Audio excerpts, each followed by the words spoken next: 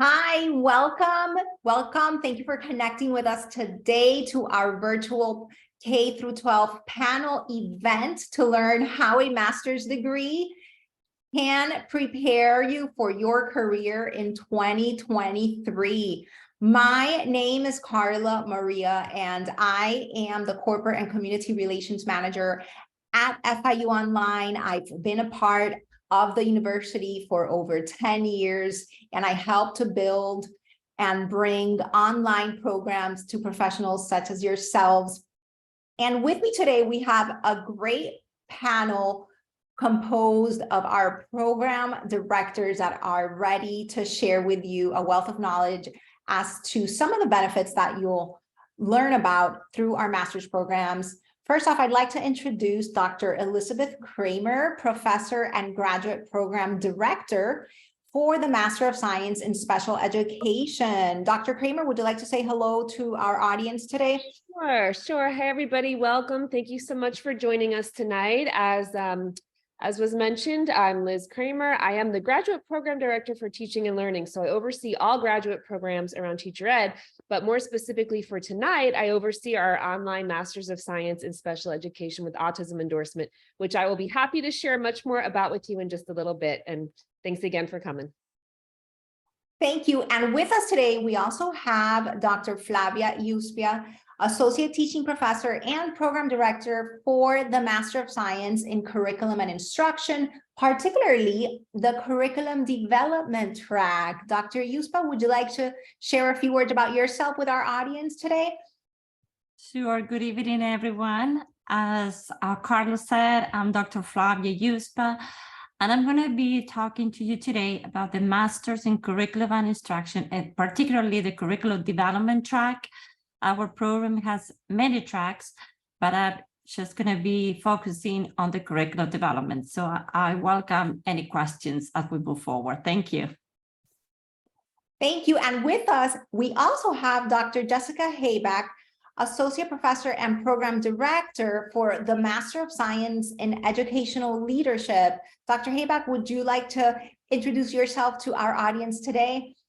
Sure. Good evening, everyone. I'm glad to have a conversation like this with you all. I am over the educational leadership area. We have a master's, a specialist, and a doctorate. So the master's usually acts as a one-stop or an entry point into educational leadership. So I look forward to meeting you all. Thanks. Thank you. And we also have with us today Dr. Maria Tsalikis, Teaching Professor and Program Director for the Master of Science in Curriculum and Instruction, our elementary education track. Dr. Tsalikis, would you like to also say hello to our audience today? Absolutely. Hello to everyone. Welcome. I look forward to talking with you about the specifics of how you can grow into an elementary education professional. Thank you. Thank you. And now let's also introduce FIU. So for those of you who are unfamiliar, Florida International University is the public research university in Miami, Florida. We offer bachelor's, master's, and doctoral programs across many different disciplines, including education. And we have over 56,000 students enrolled at our university. And across all of our on-campus and online programs, FIU offers 281 bachelor's, master's, and doctoral programs. And we have graduated over 275,000 alumni. So when you decide to join the FIU community, you are joining a very large network of people. And at the university, we've always catered to very busy students, or I like to say many of our students are actually, they either have part-time or full-time jobs, they're juggling different responsibilities, whether at home or at work. And for us, it's been very important to make sure that our programs are flexible and accessible. So we've been offering online education for a while now, really for over 20 years. And right now we have over 100 programs which you can complete fully online.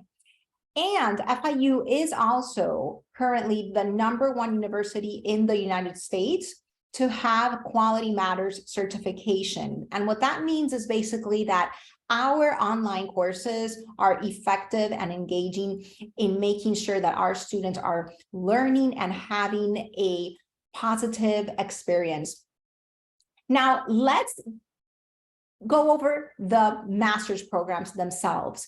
So we have fully online programs. What does that mean? That means that our programs are, you may be able to complete them 100% online, and in the majority of our programs, you can complete them in 12 months. However, one of our programs is 16 months. So let's look at them. The curriculum and instruction program, as we kind of shared in the introductory slide, does offer 2 fully online tracks. So we offer the curriculum development and the elementary education tracks, both fully online.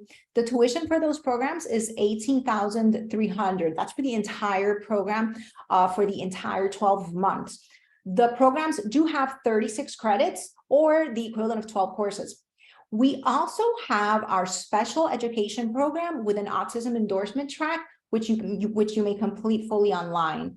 The tuition for that one, similar to curriculum and instruction, is $18,300, and that program also has 36 credits or 12 courses.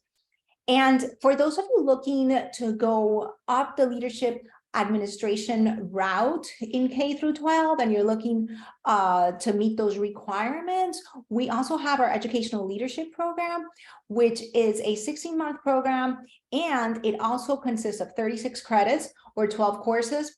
And just so you know, these programs, they do not require you to complete the GRE in order to be admitted. So just keep that in mind as you're thinking about your next steps. Now, let's jump into the reason why we're all here today, and that's to talk about what you can expect out of our master's programs, out of the degrees, and really like what you get out of it after you get your master's degree. So let's begin with our Master of Science in Curriculum and Instruction, our curriculum development track.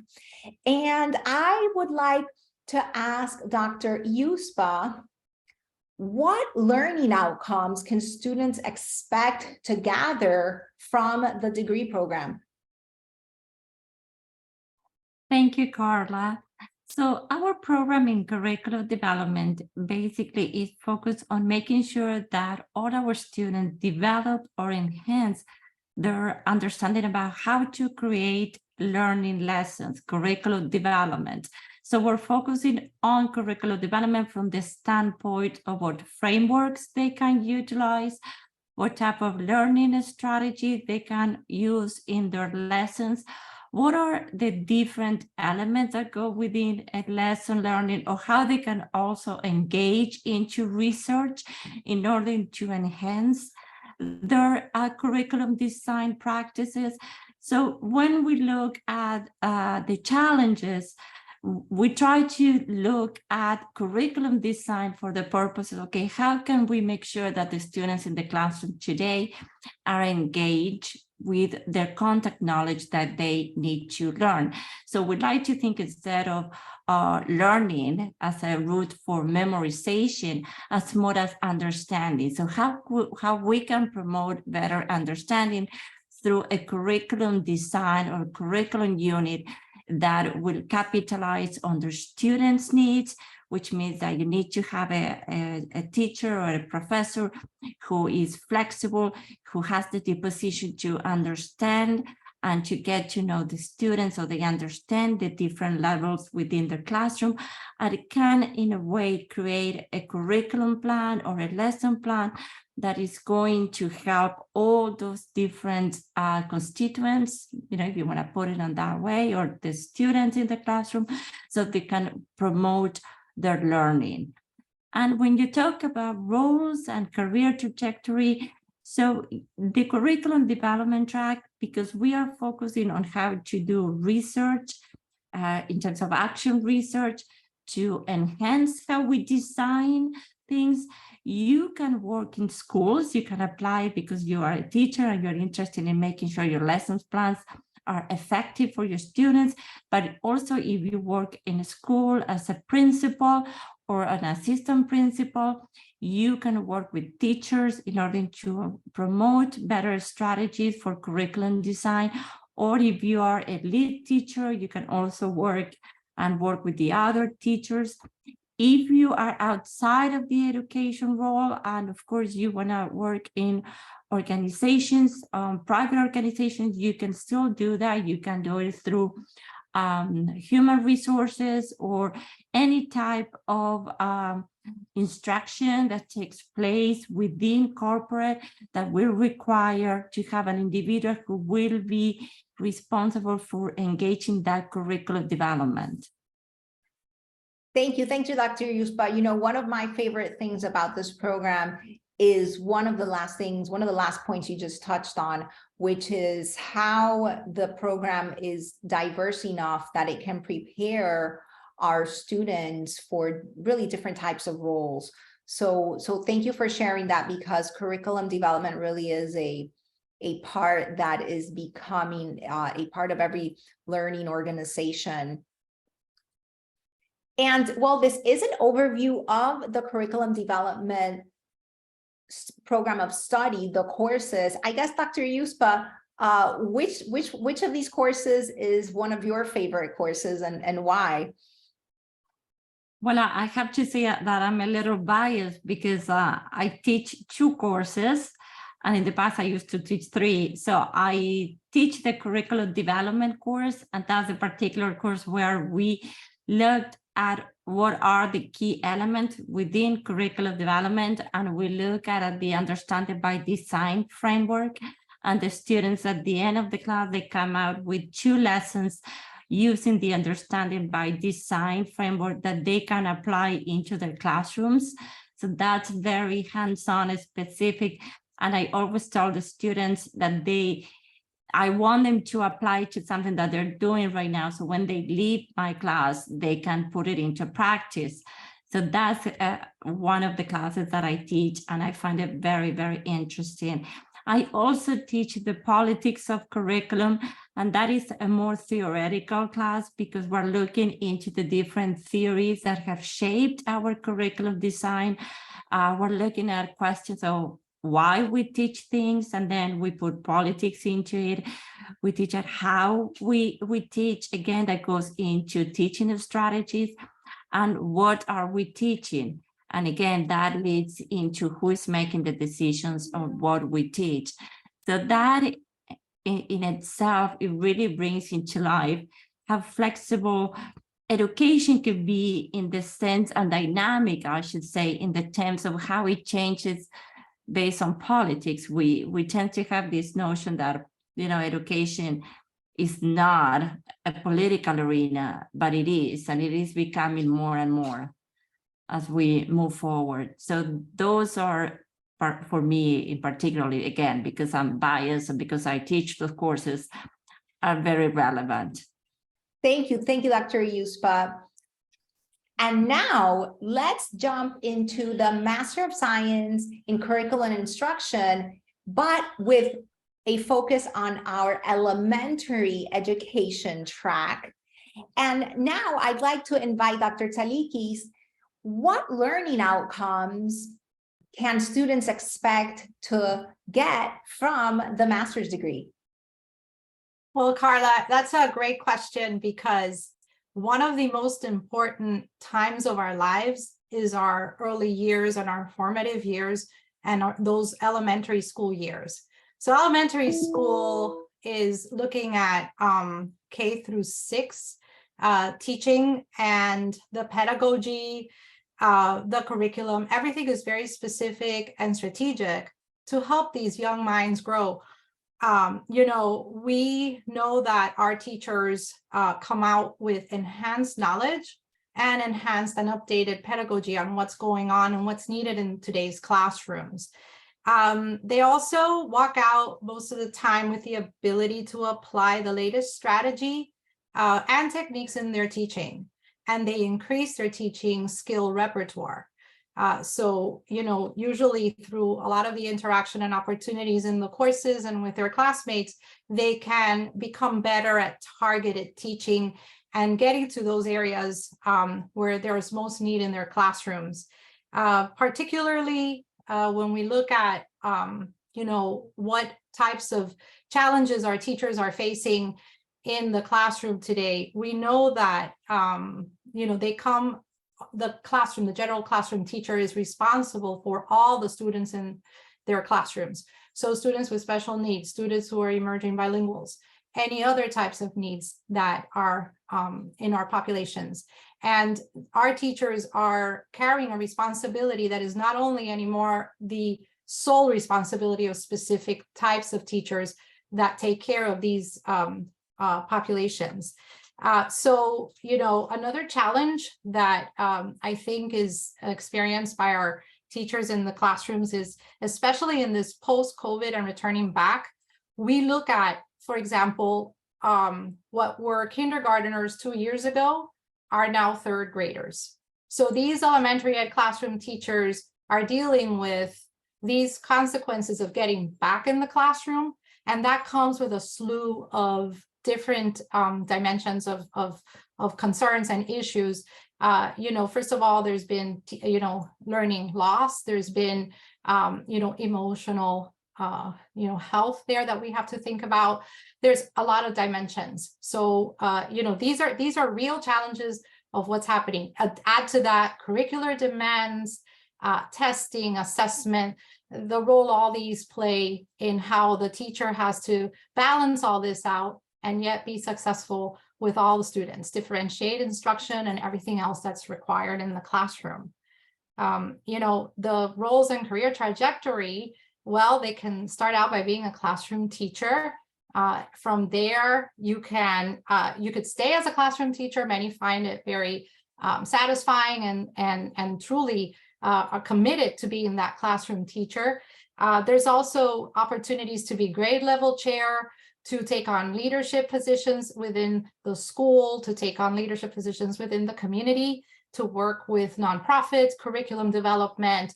There's even opportunity, to be able to move into district administrative types of oversight that include curriculum and/or elementary ed pedagogy and policies. Thank you, Dr. Talikis. And well, now this is the elementary education list of courses. And I guess, Dr. Talikis, which of these courses is your favorite courses and why? Well, I think Flavia started a bias trend, and I'm going to continue that same line. One of my areas of expertise happens to be with literacy.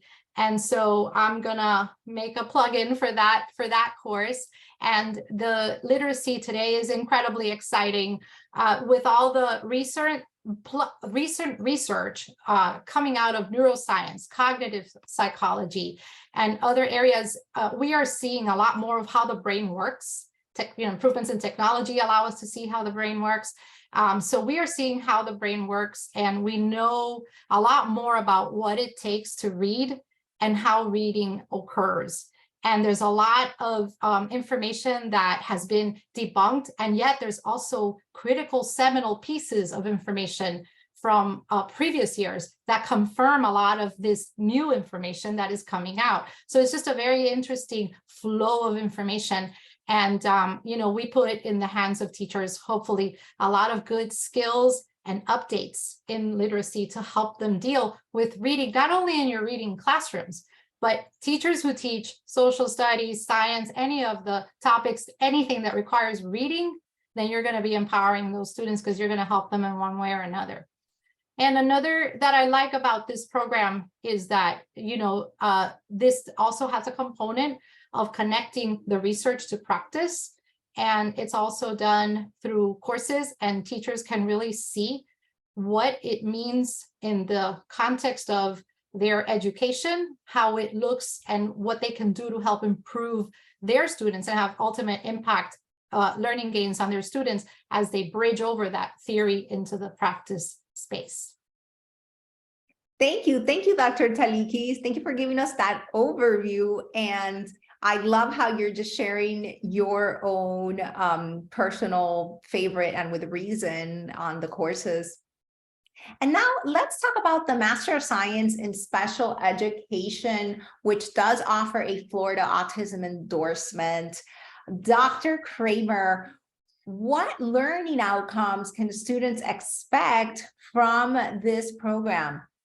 Okay, well, our coursework really centers around three main areas. We have a research component, so similar to the programs you've heard about already, students complete an action research project. There's actually 9 credits of our 36 credit program devoted to research and really preparing teachers to be able to use data they collect on students to make an informed decision making within their classes. And we really try to target that around a direct problem that teachers are currently facing with their current students.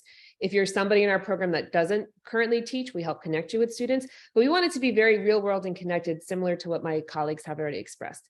Then we have another component of our program that's focused on advanced special education knowledge. And what I'm really proud of about our program is that we really anchor it all around issues of diversity, inclusiveness, working with families, and taking it to a higher level, which I think also kind of addresses the next point about the challenges that a lot of teachers are facing in the classroom.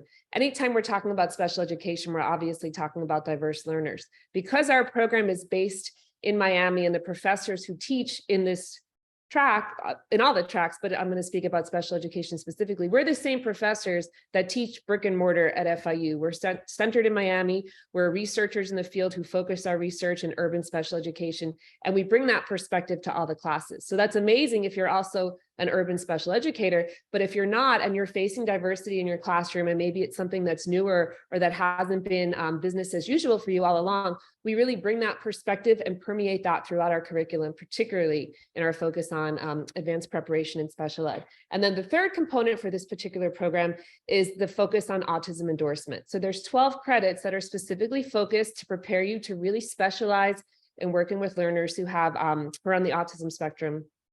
And if you happen to be somebody that's in the state of Florida, just by taking those 12 credits in our program, you'd automatically be eligible to add the Florida Autism endorsement to your teaching certificate. There's no extra test or things like that that you need to do. It's simply completing those courses. So those are the main, I guess, areas of focus and learning outcomes.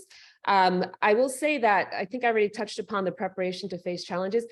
Our whole program is really centered around preparing teachers to be able to face any kind of challenging student within their classroom.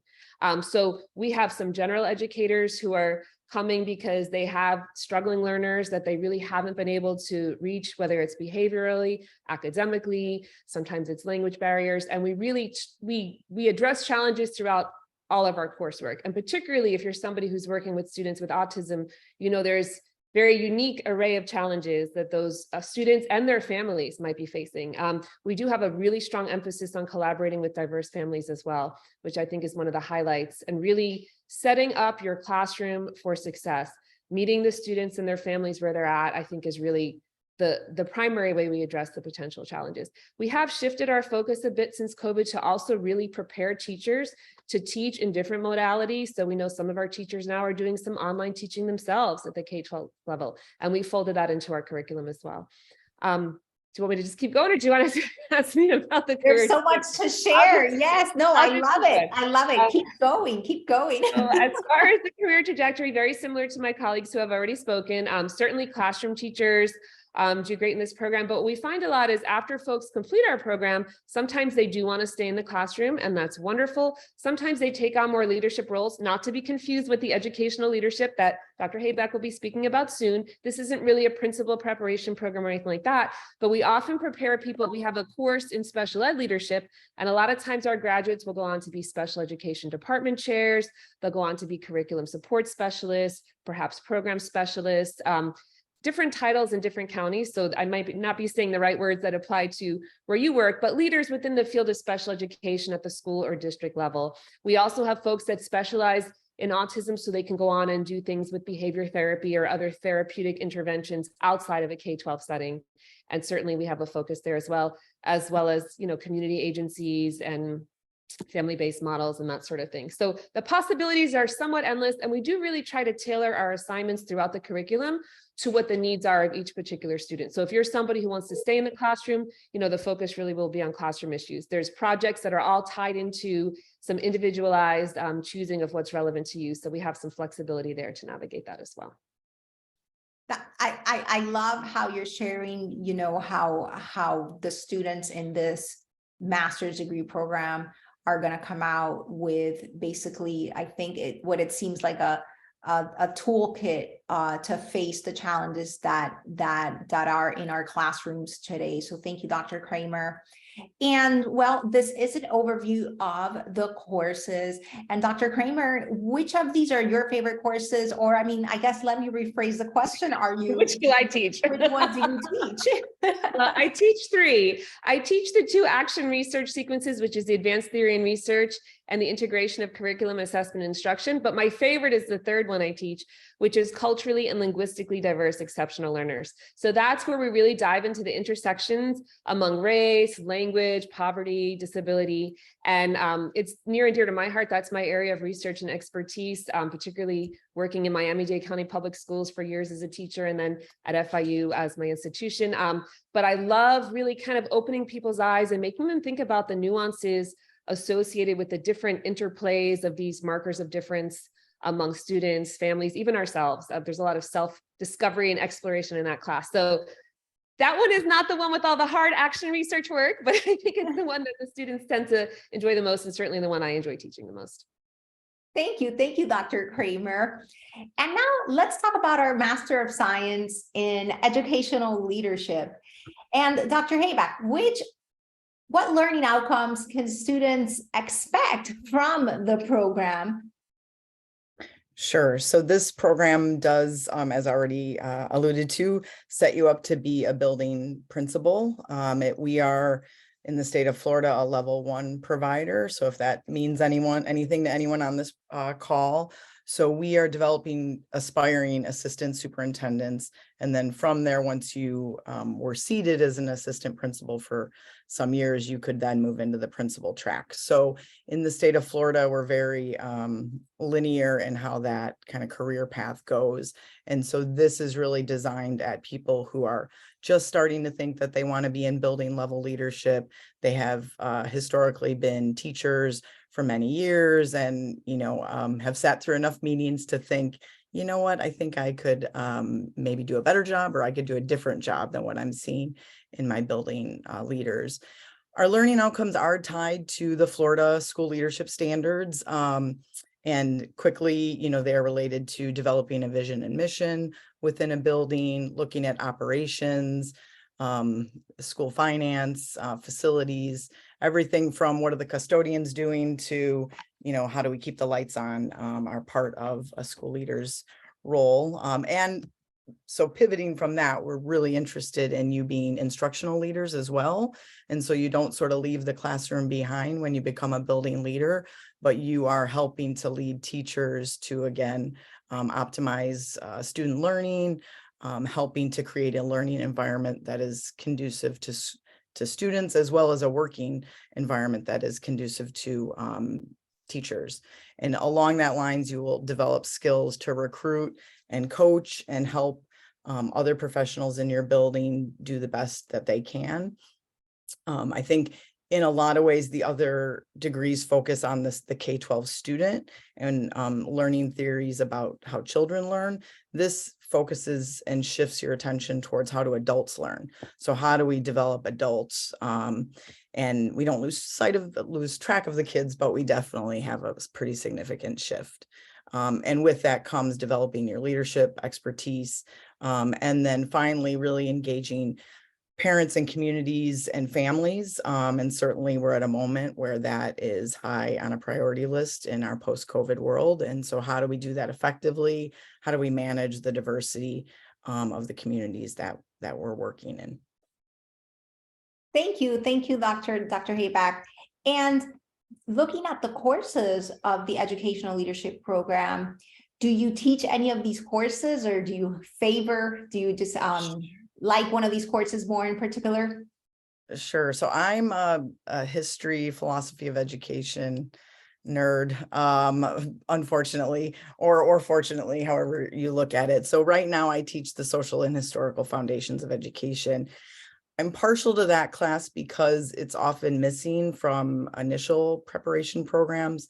And really looking at, we think about what is learning, and this course really asks what are schools.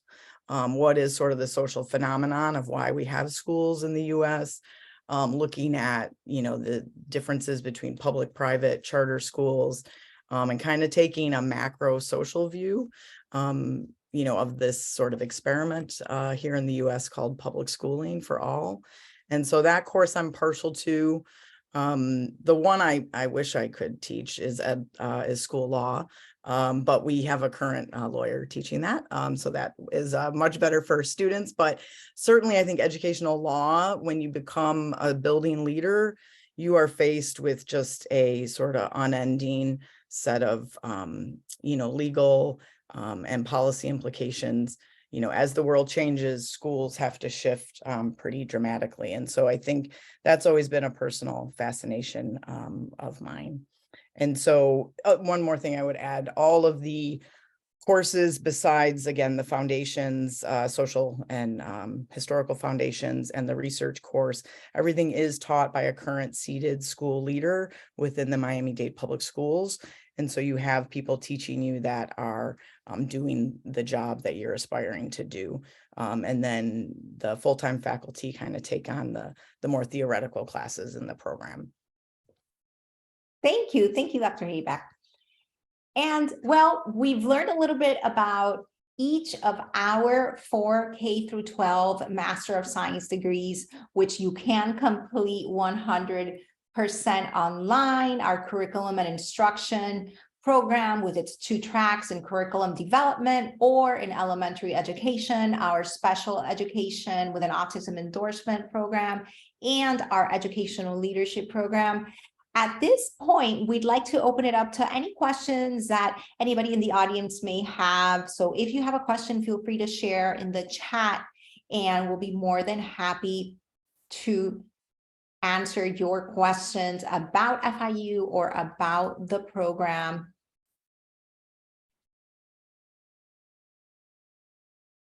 Okay, I'm getting a question from Gabby. Gabby is asking when the next program begins. So I'm assuming Gabby is asking about when do these programs begin next? And actually, these programs next begin in fall 2023. So that's August 2023. So you're still in time to apply to the programs. And I guess I have with me here some additional colleagues, Jackie and Denise. Are there any kind of like additional maybe tips or advice that you would share with somebody who's thinking about applying to one of these programs? Yes, it's very important to keep in mind that these are lockstep programs. So meaning you will need to follow the schedule as set per program. And I can tell you for the curriculum and curriculum development, elementary education, and the special ed program, the way that it's formatted is for the fall, spring, and summer, 3 terms. Each term, you're taking 4 classes, but never at the same time. You're taking 2 the first half of each semester and 2 the second half of every semester. And I think what's really great about that is that you are able to form these bonds with your colleagues in each of your classes. And I would say what's the benefit in that is that you build these lifelong relationships. I know the majority of our students graduate and continue keeping in touch with their classmates. So I think that's a great benefit to the programs, but definitely, something to keep in mind. Thank you, Jackie. I think, yeah, I agree with you. I second what you mentioned about how our programs, because they do have a cohort structure, meaning that you'll begin and you'll end the program with the same students, with the same classmates, you are able to build those relationships. So that's definitely an added benefit to the program. And there's another question from Giselle asking whether there will be a requirement to connect at any specific time or day to complete the courses. And I can share a little bit about this, and maybe Dr. Kramer, you can also share a little bit about this. Our programs, you know, you do not need to be connected on a particular day or time to complete the program. They really are built to be flexible around your needs, around your schedule. And Dr. Kramer, would you like to maybe, you know, add or expand on that? Sure. So all of the courses in these programs are what we call fully asynchronous. There is no set meeting day or time. The classes will vary by instructor, but generally there's a date each week when assignments are due, and there's flexibility for students to interact with the content and upload their assignments by that due date. And we've had students from all different time zones, all different continents. So the expectation is never that everybody is available at a certain time. Now, occasionally there's group projects and you might need to coordinate with a small group of colleagues on a time that works to meet up, but no set meeting time with the faculty. There might be, you know, things that are recorded by faculty that folks can interact with at their leisure, but there's no expectations that folks are available at a particular time. Perfect. Thank you, Dr. Kramer. And you know, it looks like we covered all the questions today. Do any of the panelists have any last minute words for our audience? All right, so then I invite you to connect with us on our website. You can visit us at fiuonline.fiu.edu, and you can learn more about our programs and connect with each of us. You'll find our contact information there. And we're happy to support you as you're thinking about your next steps in your educational attainment and in your career. And FIU will be with you along the way. Well, thank you for connecting, and we hope to connect with you later. Bye.